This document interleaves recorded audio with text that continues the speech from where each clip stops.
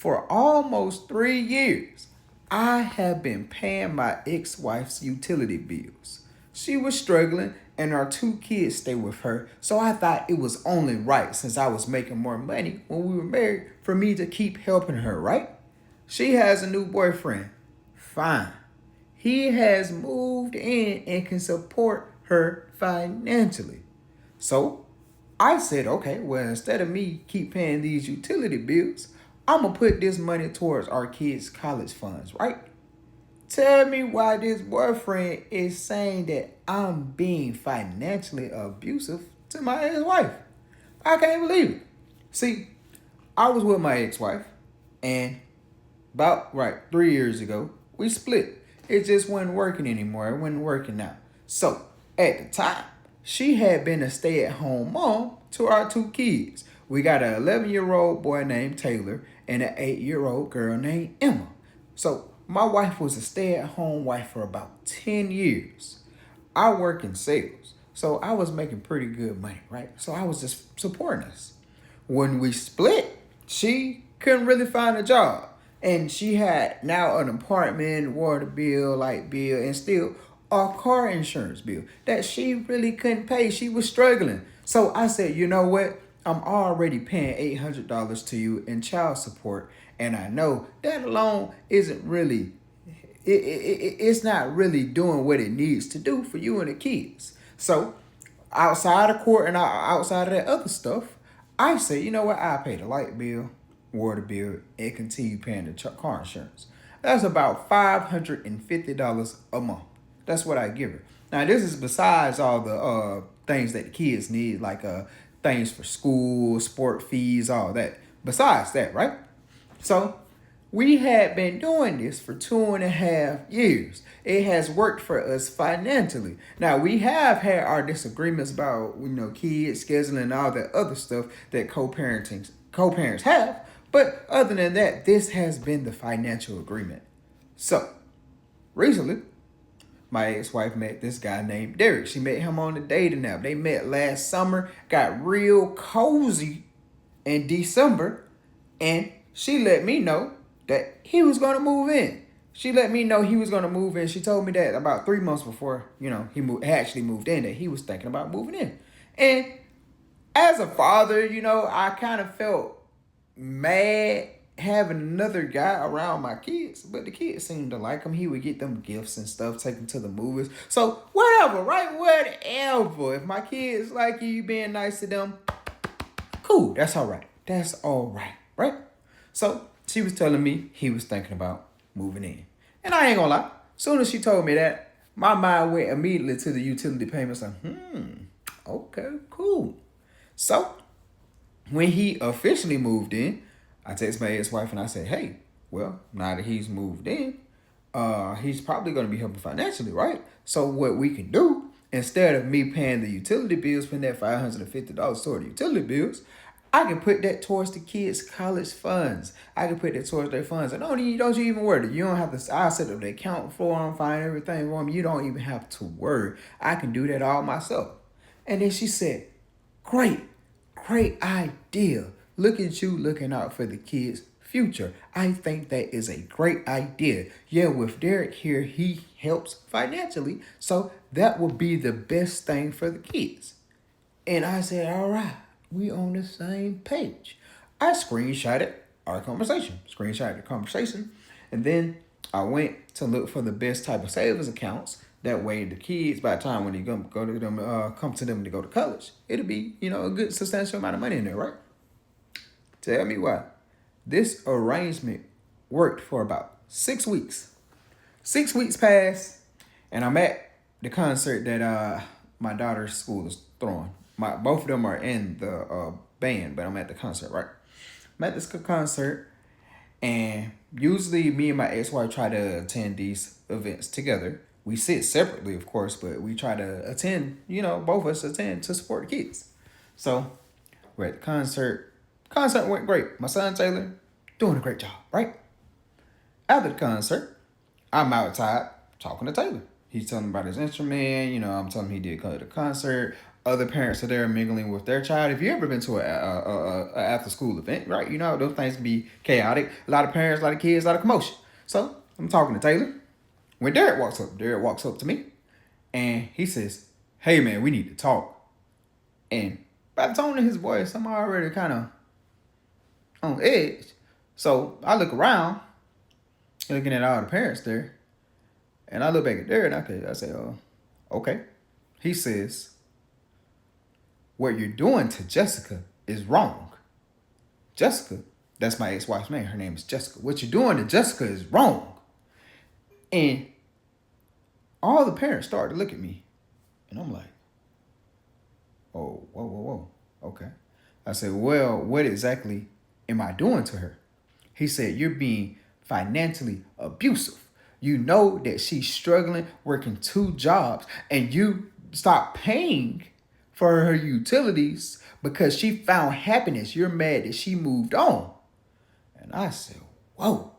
All of a sudden, all the parents are gathered around looking at pictures on the wall, but I know damn well they listening to this conversation. These pictures done been in this school for years.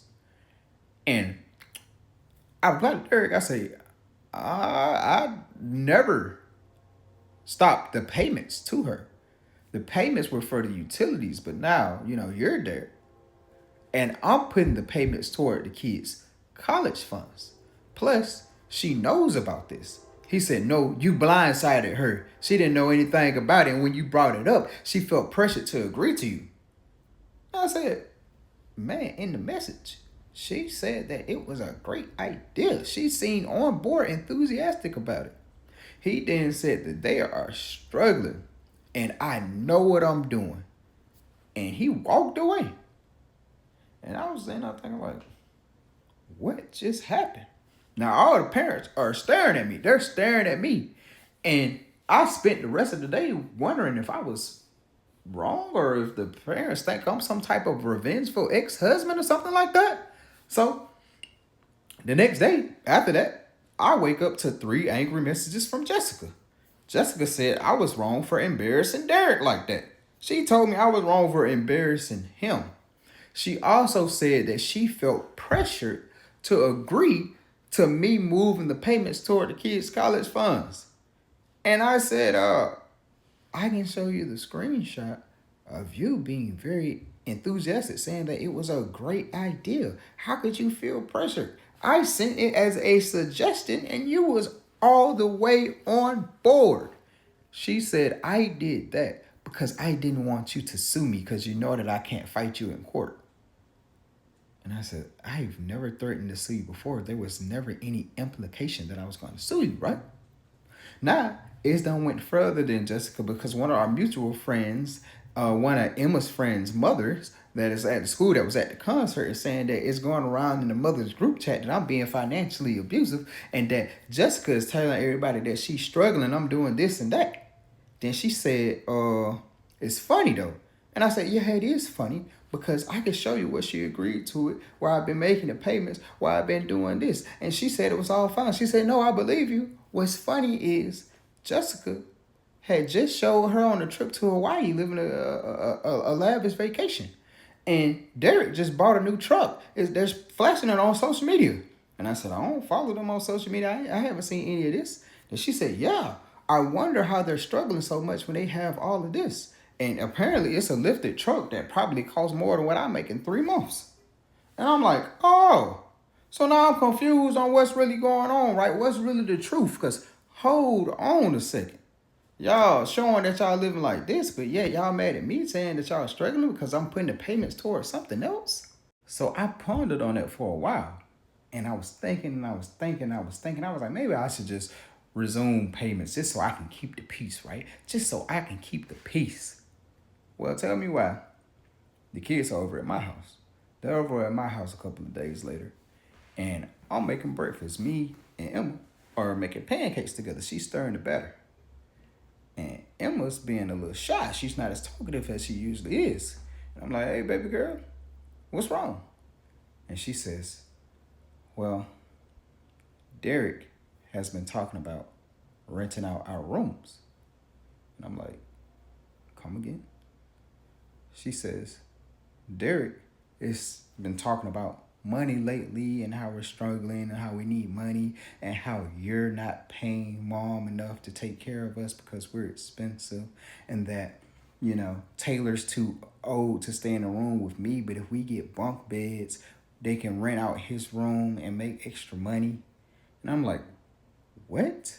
She's like, yeah, that's what he's been talking about lately and how, we're a burden and that if you paid more, we wouldn't be such of a burden. I had to walk outside. I had to walk outside because an 8-year old shouldn't even know the word burden and shouldn't even know that it's being applied to her. She shouldn't feel like she's a burden. I couldn't believe that. I called my ex-wife, and I didn't approach her all angry like I was. I was angry, but I didn't approach her angry. I tried to be diplomatic about it, right? And I was like, hey, I was talking to Emma, and she was saying that Derek is trying to rent out her room. Then she said, no, not exactly. And I said, well, what exactly is it? Turns out Derek is no longer working. Turns out Derek quit his job to be an entrepreneur. Turns out his entrepreneuring is in day trading. He's trying to climb the stock market. She telling me that he's in between jobs and that he started his own crypto business and that it takes a while to start up. So basically, they've been living off of her check. Off of her check. She works at a clothing store, and on the weekend she picks up extra shifts at a coffee shop. She has a part-time coffee shop job and a clothing store job, and they're living off of her check. And that's why they're struggling. Apparently, he hasn't been contributing anything financially. And I'm the wrong one. I'm wrong. I embarrassed him. I'm wrong because I thought my payments. He in here talking about renting out the kids' rooms, and I'm the wrong one, right? I'm wrong. So I hang up on the phone with her, and I'm like, okay, so do I pay to help them? Do I don't pay to help them? Do I escalate the situation? Because she don't want me to escalate. She don't want me to go to the courts. Because if I go to the courts, right, that extra child support might stop too because I probably get custody of the kids, right? Derek done moved into the house. And then she's gonna tell me that it's his house too. I said, you stay in an apartment. Then she said he paying half the rent, so technically it's his house too. I said, he don't have no job. Well, he stays here too. But he's talking about renting out the kids' rooms, right? So I tried to calm down on that, right? I tried to just, think about it. Like, okay, they going through a rough patch right now. Maybe they trying to figure something out. My son, Taylor was crying. He was crying to me. And I'm like, hey, what's going on? He said Derek done sold his Xbox. The Xbox that I bought him for Christmas, that I worked hard to buy. He sold his Xbox, right? And he told my son, this is what Derek told my son. You playing that Xbox is driving up the electricity bill. So now, I know if I stop child support, that whole ship is just going to sink. So I'm wondering, would I be wrong if I went to court and filed to get full custody of my kids?